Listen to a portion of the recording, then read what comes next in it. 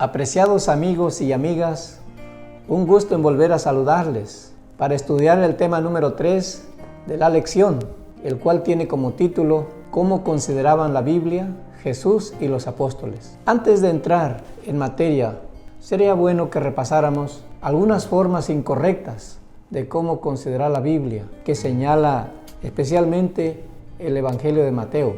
Les invito para que leamos estas formas incorrectas que Mateo nos habla. La primera se encuentra en Mateo capítulo 4, versículo 5 y 6. Y es la manera como Satanás la utilizaba. Satanás utilizó la Escritura para hacer caer a nuestro Señor Jesús.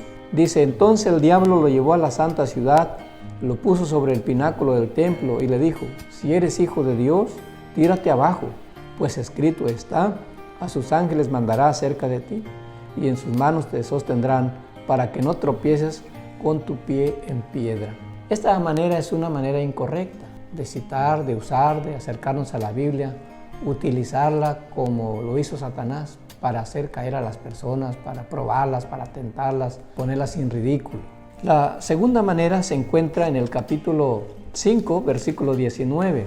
De manera que cualquiera que quebrante uno de estos mandamientos muy pequeños y así enseñe a los hombres, muy pequeño será llamado en el reino de los cielos.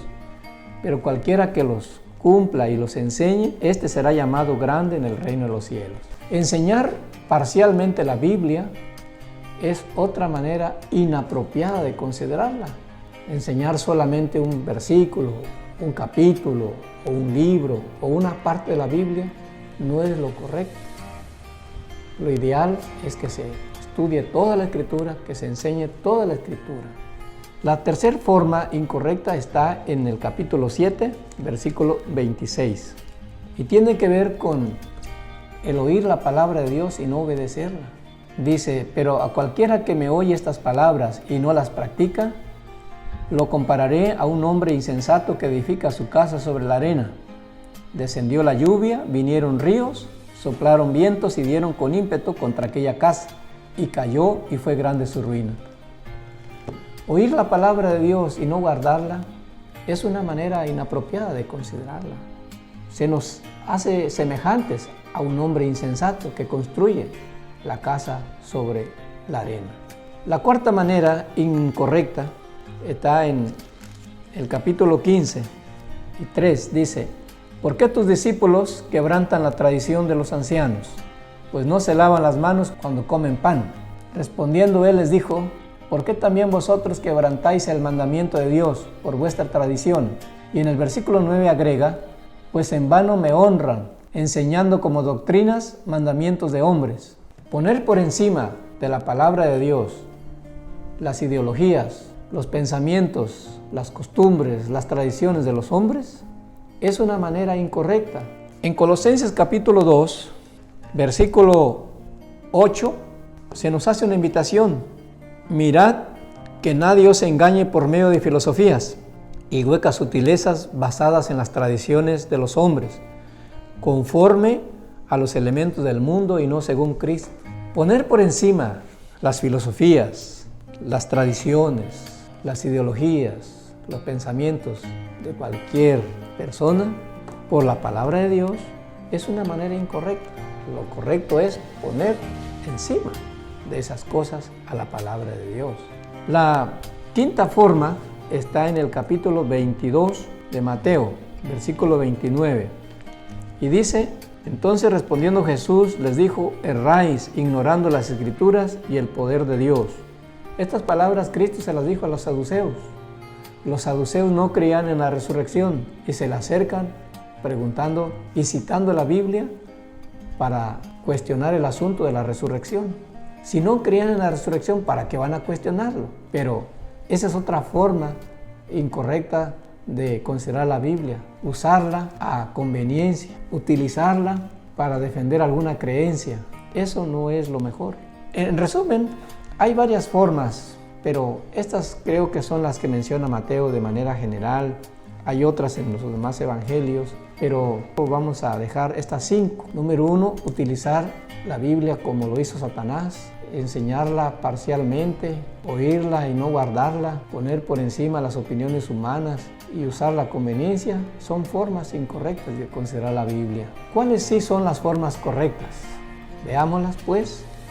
Mateo capítulo 1, versículo 22. Todo esto aconteció para que se cumpliera lo que dijo el Señor por medio del profeta.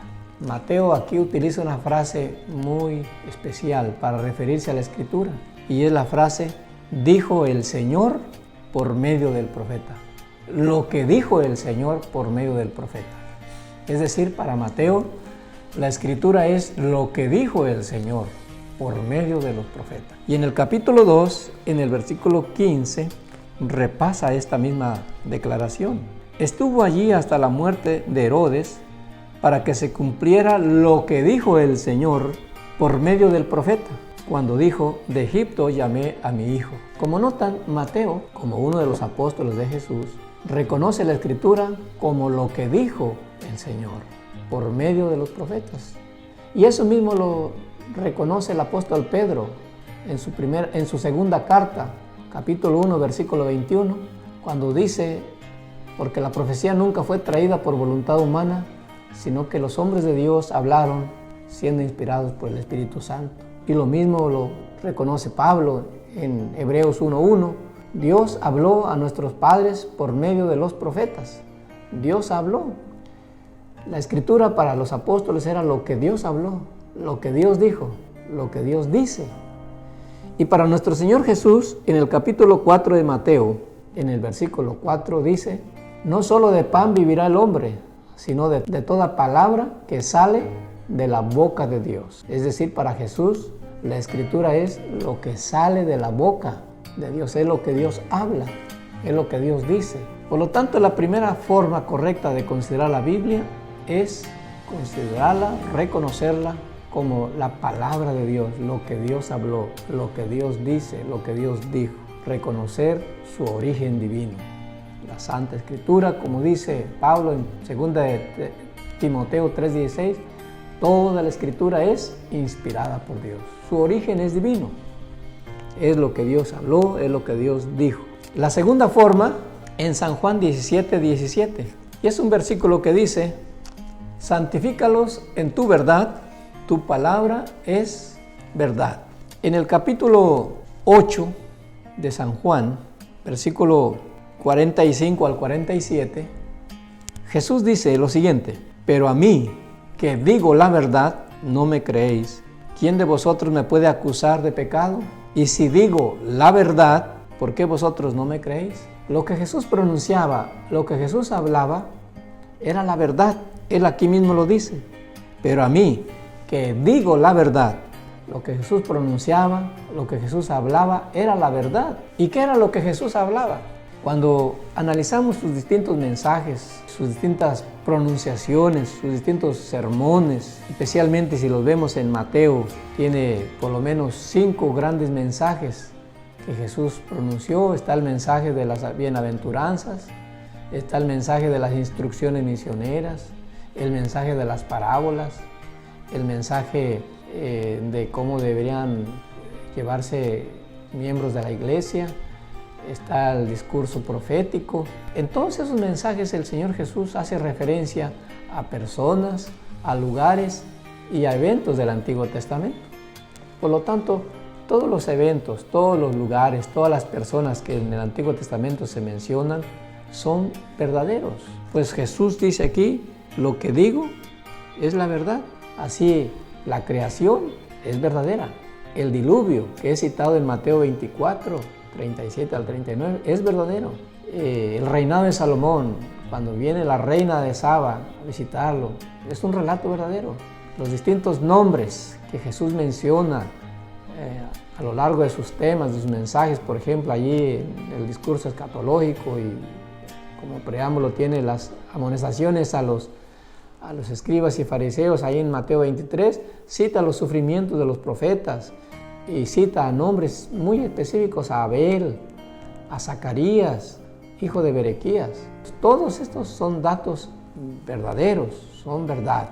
En Efesios 1:13, el apóstol Pablo Dice lo siguiente: en él también vosotros, habiendo oído la palabra de verdad, el evangelio de vuestra salvación, y habiendo creído en él, fuisteis sellados con el Espíritu Santo de la promesa.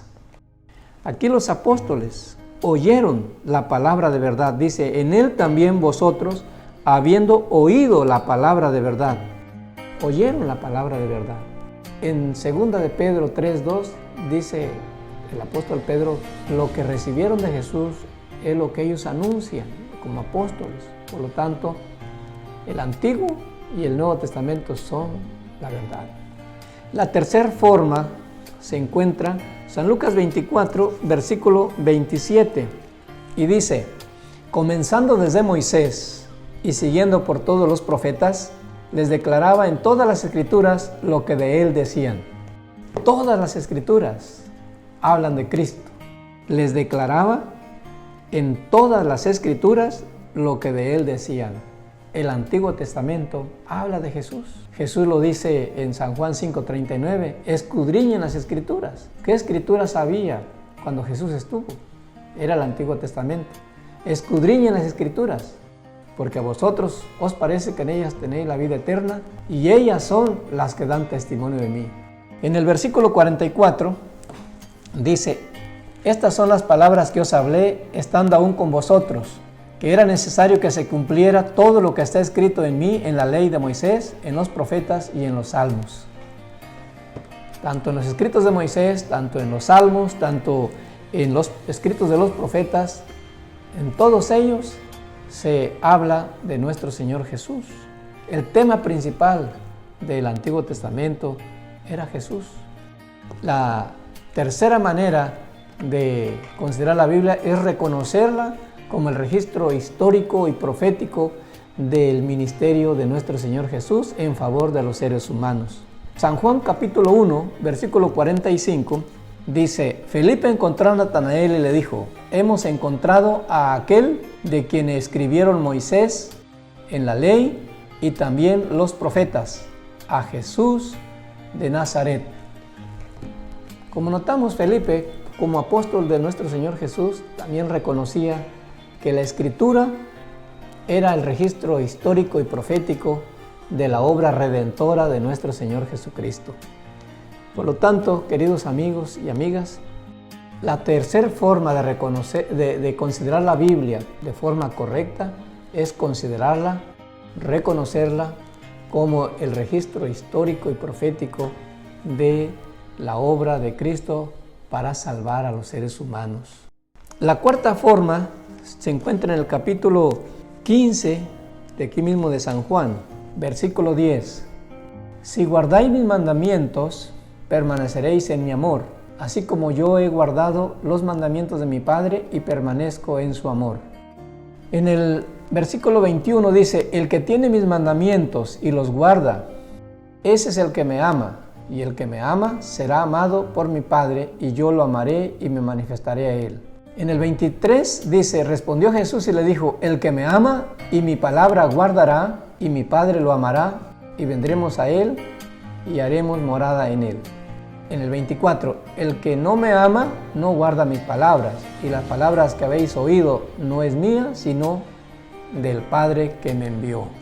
Reconocer la palabra de Dios y ponerla en armonía nuestra vida con ella, esa es la mejor forma, o es la cuarta forma correcta de considerar la Biblia. Reconocerla como la guía principal para nuestra vida. Lucas 1:38 nos menciona, María dijo, al Señor, hágase conmigo conforme a tu palabra. Qué hermoso sería que las personas dijeran esas palabras también, hágase conmigo conforme a tu palabra. En Lucas 2:29 se menciona el caso de Simeón, cuando tuvo la experiencia de tener a Jesús en sus manos siendo niño, le dijo a Dios, Señor, ahora llévame a descansar en paz, conforme a tu palabra. Simeón puso su vida en armonía con la palabra de Dios. La vida de este mundo sería diferente si también pusiera la vida en armonía con la voluntad de Dios. En San Juan capítulo 6, versículo 63, tenemos la quinta forma correcta de considerar la Biblia. El Espíritu es el que da vida, la carne para nada aprovecha. Las palabras que yo os he hablado son espíritu y son vida. Qué hermosas palabras. La palabra de Dios son espíritu y son vida. Y en el versículo 68, Pedro dice: Señor, ¿a quién iremos? Tú tienes palabras de vida eterna. La quinta forma correcta es reconocerla como fuente de vida y de vida eterna. En Romanos capítulo 15, versículo 4, se nos dice lo siguiente: las cosas que se escribieron antes para nuestra enseñanza se escribieron a fin de que por la paciencia y la consolación de las Escrituras tengamos esperanza. Queridos amigos y amigas, reconocer la Biblia como la fuente de vida y de vida eterna, y ante todo como la fuente de esperanza, cambia totalmente nuestra perspectiva de vida en esta tierra. Quiero animarles en esta ocasión, como Jesús y los apóstoles reconocieron a la Biblia como la palabra de Dios, como Jesús y los apóstoles reconocieron la Biblia como la verdad, reconocieron la Biblia como el registro histórico y profético del ministerio redentor de Cristo, y así como los apóstoles y nuestro Señor Jesús pusieron su vida en armonía con la palabra del Señor, nosotros en esta ocasión también podamos elegir y hacer lo mismo, y sobre todo tener la palabra de Dios como la fuente de vida. Acerquémonos pues a Dios a través de su palabra, y así poder no solamente tener vida en este mundo, sino tener la promesa de la vida eterna y ser personas llenas de esperanza, y de esperanza ante todo de que Jesús ya viene pronto por nosotros. Ojalá cuando Él venga podamos ir todos con Él al reino de los cielos. Dios les bendiga. Un abrazo para todos.